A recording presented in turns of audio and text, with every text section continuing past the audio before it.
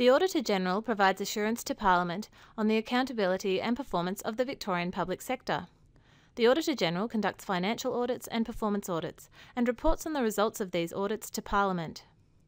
On the 15th of April 2015, the Auditor-General tabled his Information Systems Audit Report, Digital Dashboard, Status Review of ICT Projects and Initiatives. The Victorian public sector does not have a good track record with Information and Communications Technology, or ICT, projects. A number of VAGO's previous reports have highlighted significant weaknesses in the planning and implementation of ICT projects, which often incur substantial delays and cost overruns. What do we mean by ICT? ICT is any equipment that electronically collects, records, and/or transmits data and image-based systems. ICT projects refer to activities that are ICT-driven or enabled, or where ICT is fundamental to a project achieving agreed objectives, benefits, or outputs. This audit provides a status review of selected public sector ICT projects and initiatives. We found that Victorian agencies and entities are unable to comprehensively and accurately report on actual ICT expenditure or project status, and assure Parliament and the Victorian community that the government's significant ICT investments result in public value. This audit is undertaken in multiple phases. In Phase 1 of this audit, and the phase to which this report relates, the key areas examined were how much is spent on ICT in the public sector, and are ICT projects being appropriately planned, managed and implemented in terms of time, cost, governance and benefits realisation. The audit scope was comprehensive and included 417 public sector agencies and entities. It required data on ICT expenditure and projects for the financial periods 2011-12 to 2013-14. Phase 2 of this audit will include a more comprehensive examination of selected ICT projects. We will examine governance processes over these projects and determine whether the projects have effectively delivered benefits and value. These findings will be reported on in subsequent years. In relation to the first focus area, ICT expenditure, the audit found that getting information on the Victorian Government's ICT expenditure is a complex and challenging exercise.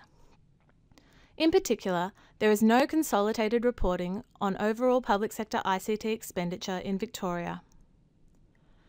It also found that agencies in general are unable to provide basic information on ICT expenditure. Some of the reasons provided for this include that financial processes do not enable or require comprehensive disclosure of actual ICT expenditure. ICT management and functions are decentralised and therefore require coordination across numerous and disparate units within the agency to determine this information.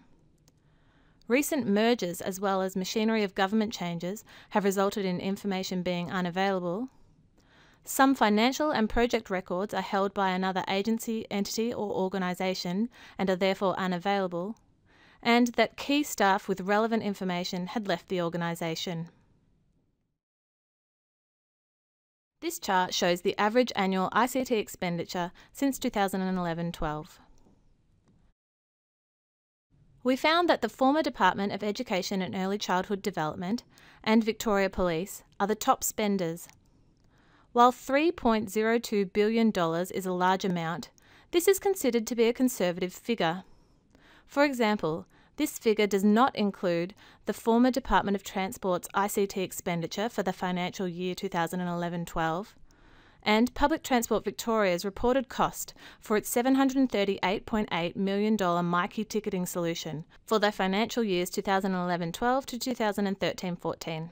The Department of Premier and Cabinet, or DPC, as the department now responsible for the ICT portfolio, needs to provide strategic leadership and effective guidance to accurately monitor and report on the government's ICT spend. In relation to the second focus area of examining whether ICT projects are being appropriately planned, managed and implemented, we found that getting information on the government's ICT projects is as complex and challenging as obtaining overall agency ICT spend. Agencies and entities in general are unable to provide relevant information on their ICT projects. We also found that financial and project management processes currently in place do not allow for full and accurate records of actual project costs. Without knowing the full actual costs of ICT projects, it is not possible for the government to assure Parliament that its investment represents value for money. It is noted that 2 of the 3 most expensive ICT projects, HealthSmart and Randall, were not initially reported by the relevant agencies. This information was provided after prompting by the audit team. The government is currently unable to account for its significant ICT expenditure and projects. The audited agencies and entities reported a total of 1,249 active ICT projects during the financial periods 2011-12 to 2013-14. It should be noted that only projects over given thresholds were requested. Projects below the thresholds were reported in aggregate and not included in the number reported here. Of the 1,249 active ICT projects, nearly 35% went over budget or are over budget prior to their completion date. This chart shows the cost variation of 430 ICT projects that are over budget.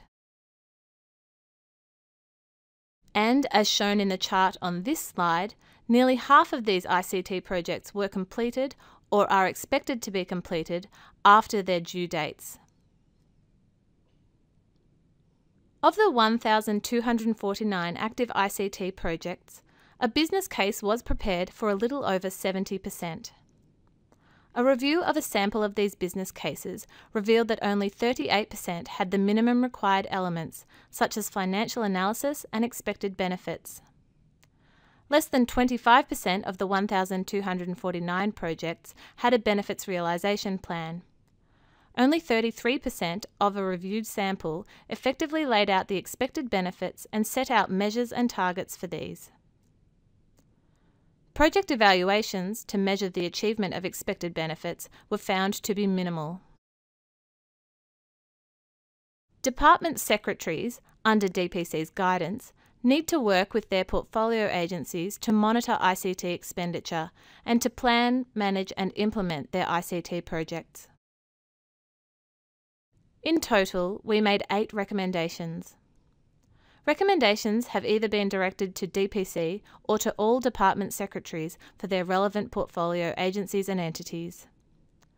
As the department now responsible for the ICT portfolio, there is a need for DPC to provide strategic leadership and guidance to agencies and entities to ensure they appropriately record, report and monitor their ICT expenditure and projects. We also recommend the Department of Treasury and Finance implement a mandatory framework that requires agencies to report on their ICT expenditure in their annual reports, similar to requirements in place for areas that have substantially less spent on them, such as government advertising. All recommendations have been accepted and remediation dates agreed. We will be following up the remediation of these actions as part of the Auditor-General's follow-up process. To recap, the key messages from the audit are that the government is currently unable to account for its significant ICT expenditure and status of projects. This lack of accountability needs to be urgently addressed. DPC needs to provide strategic leadership and effective guidance to accurately monitor and report on the government's ICT spend.